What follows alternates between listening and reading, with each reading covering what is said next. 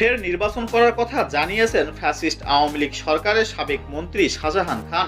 জুলাই আগস্টে বৈষম্য বিরোধী ছাত্র আন্দোলনের শাহবাগে জুট ব্যবসায়ী হত্যা মামলায় তাকে গ্রেপ্তার দেখানোর বিষয়ে শুনানির দিন ধার্য ছিল।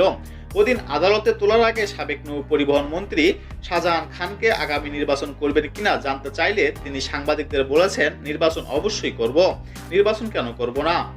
এরপর ঢাকার মেট্রোপলিটন ম্যাজিস্ট্রেট মেহেদী হাসানের আদালতে গ্রেফতার দেখানোর বিষয়ে শুনানি হয়। শুনানিতে শেষ আদালতে তাকে গ্রেফতার দেখানোর আবেদন মঞ্জুর করেন। এরপর হাজতখানায় নেওয়ার পথে শাহজাহান খান সাংবাদিকদের বলেন, তোমরা কিছু বলো না, শুধু আমাকে দিয়েই বলাতে চাও।